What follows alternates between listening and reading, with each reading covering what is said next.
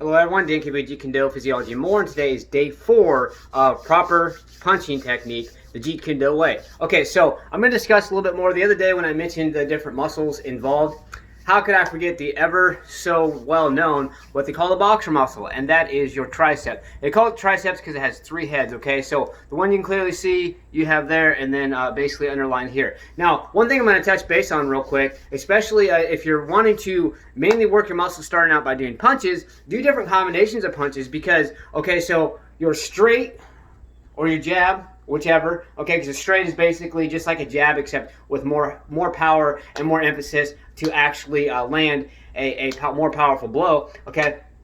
And then you also have your cross, which is literally where you cross across your body, and then you have your hook, okay? As you see your hook, that's going to involve your biceps a little more. Your cross is going to involve a little bit more of your shoulder muscles, okay?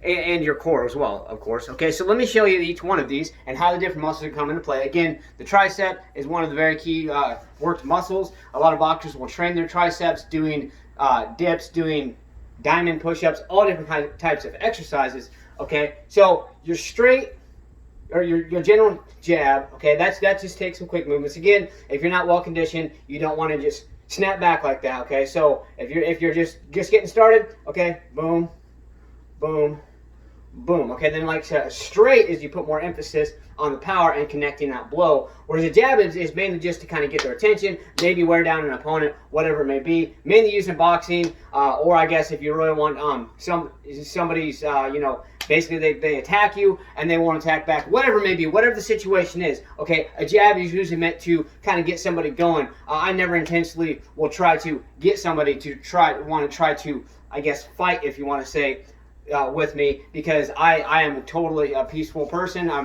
So things like that, okay, but not to get too much into that. All right, so a general jab like that, okay, just straight, boom, boom, boom. Put the emphasis on the actual blow, getting that power, getting that connection. Okay, so then you have a cross. You can do a cross a couple different ways. You can do it with this front stance like this, or you can do the rear stance coming like this. Okay.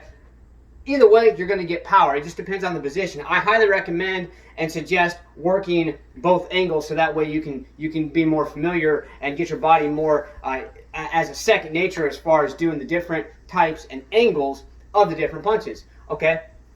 So now we're going to get into the hook.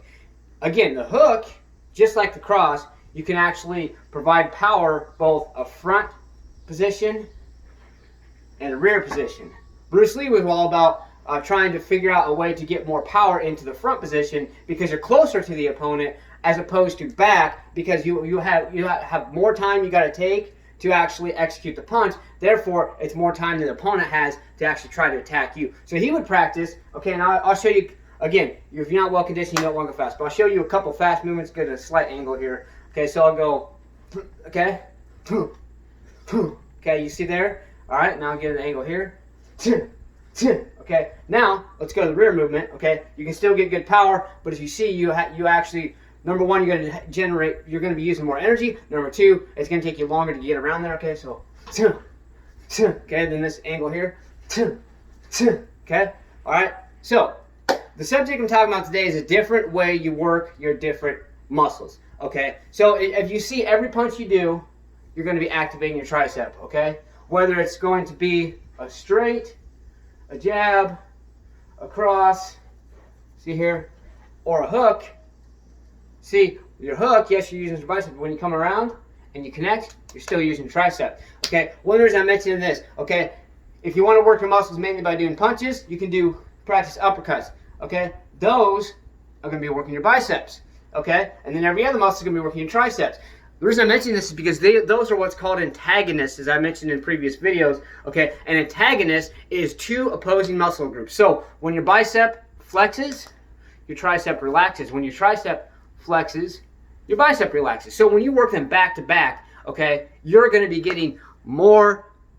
You're going to be increasing the functional capacity of the muscle. What that means is you're going to increase the amount of repetition. Okay, let me explain that a little bit more. Okay, what that means, increasing the functional capacity, simply means that you're going to increase the overall repetition of the muscle. So you'll be able to do multiple combinations of punches, things like that. Number one, without getting worn out easy. Number two, without actually getting injured. And number three, you're going to be providing more efficient punches for speed, power, whatever it may be. You add that into conditioning, strength training, speed training, whatever it may be, and you are going to be one hell of a weapon. So let's get out there, stay motivated, believe in yourself, believe you can do it, and believe that you deserve it. Let's get out there. Let's go.